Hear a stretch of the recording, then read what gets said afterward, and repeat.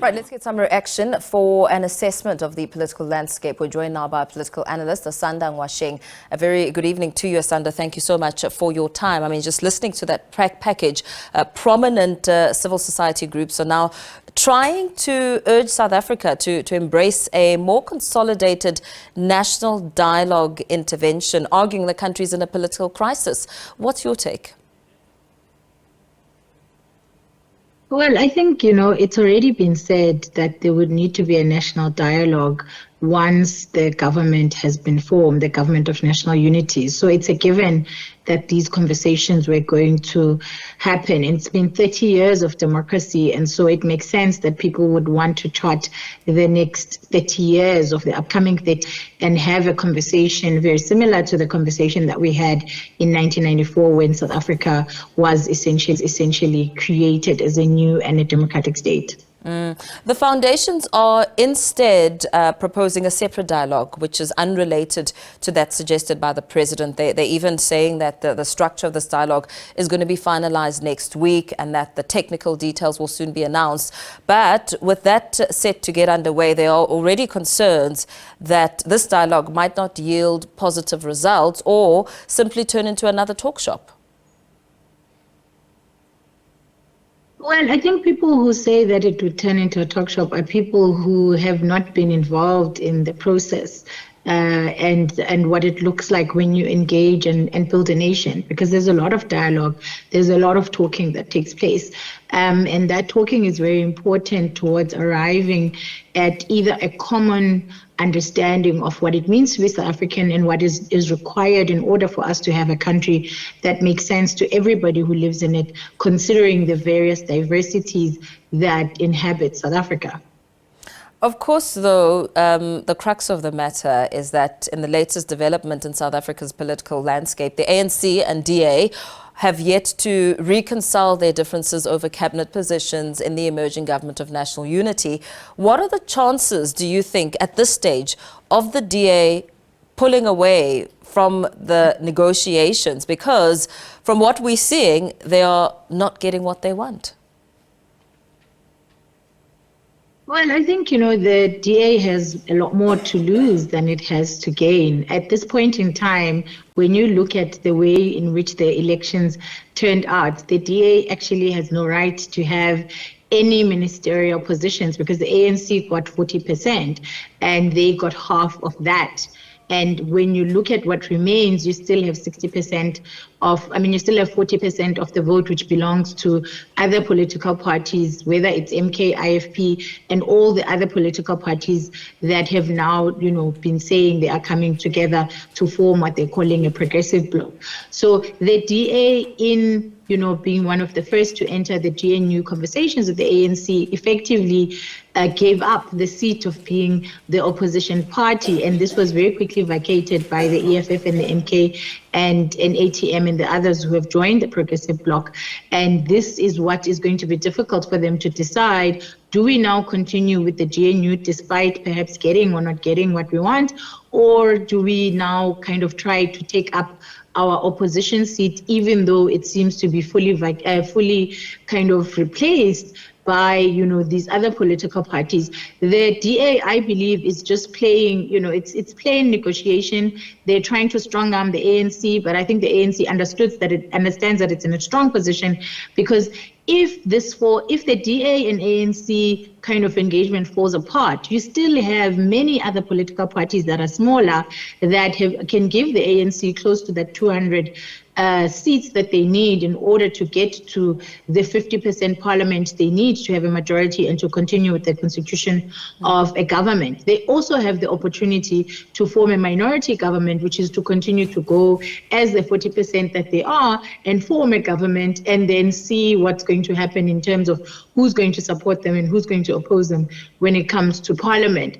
What is interesting to see, though, is how the DA seems to be playing out its negotiation in a much more public manner by ensuring that they're writing letters in all of their correspondence and then making sure that there's some leakages so that the public is somehow kept abreast or in touch. And I think that that's what the ANC is doing. It's using the DA's against them by also making sure that their letters are leaking because it was beginning to make the ANC look weak when they were leaking information as a DA that wasn't putting the ANC in a good light. And now all that's happening is that, there is this chess that's playing out. And I don't think that the DA is going to give up the opportunity to govern, because this is what they've always said they've wanted. And if anything, the people who are coming off the worst out of this has been the DA already. They've had to suspend a member for allegations of racism, a member who, everybody knew was racist because he had been trolling people and he had been openly racist on Twitter. And so what the GNU was supposed to do, which was to rein in the DA, and particularly the DA's racism, has already started happening. What we now need to see, or what will be interesting to see, is the impact of the DA on the ANC in terms of decision making. And I think what's going to be important for the ANC to do is to finalize and wrap up this. And if the DA needs to be discarded so that we can move and make a government, that's what they're going to have to do, because some of the concerns that are coming up now is if the DA has the DTI and some of the other important economic portfolios, what does it mean for the economic policies that the country is going to be putting forward? And even if the DA doesn't have, for example, the Department of Foreign Affairs, it is through DTI that foreign affairs policies are implemented. And so if they're demanding DTI, it's going to be interesting to see how they manage a DTI that has a foreign policy that is different to their foreign policy, which is pro-Israel, which is different to the ANC's foreign policy, which is pro-Palestine, which is one of the conversations we've been having since the start, that it's going to be interesting to see how these two ideologically different parties, when it comes to foreign policy, are going to find a common ground. Because we know when it comes to economics, they mostly are aligned, except when it comes to PE and affirmative action.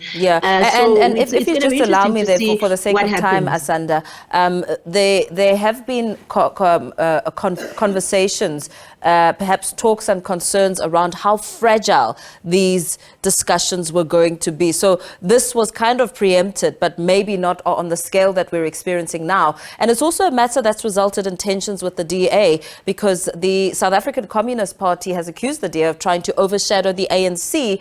And of course, now speaking to some of the legitimate concerns that, some ANC members were talking about ahead of these discussions. And you also make mention of almost plan B for the ANC if this doesn't work out. But your plan B talks about a composition without the elephants in the room, the MK party and the EFF. I understand that discussions are underway, but it's been said that the EFF is unlikely to go on board. What are the dynamics there that need to be considered, or perhaps looked at, if plan B is going to be the option that the ANC takes? Well, the ANC has a number of options, as I've said. One is to go at it with the political parties that are already there besides the DA. The other is to go as a minority government. And of course, the other is what you mentioned, which is an ANC, MK, and EFF, and all the other minority parties government, with the DA being the only one left out. And all of those have interesting dynamics and will lead to different results. We're seeing the market responding to some of the conflict between the DA and the ANC, but that's normal and that was to be expected. And of course, as soon as we have some kind of finalization, we're going to see the markets likely to stabilize again. And I think this is one of the pressures that the DA has, that if they pull out, they open the window to an MK and EFF coalition, and they open the window to potentially being left out of a GNU that potentially has everybody but them.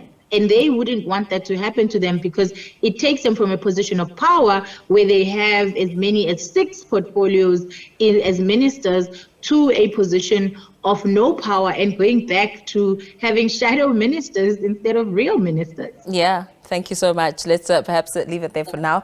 That political analysis by political analyst Asanda Ngoasheng, giving us a sense of the political nature and the current atmosphere as we all wait to hear the outcome of the cabinet, which is yet to be announced by President Cyril Ramaphosa.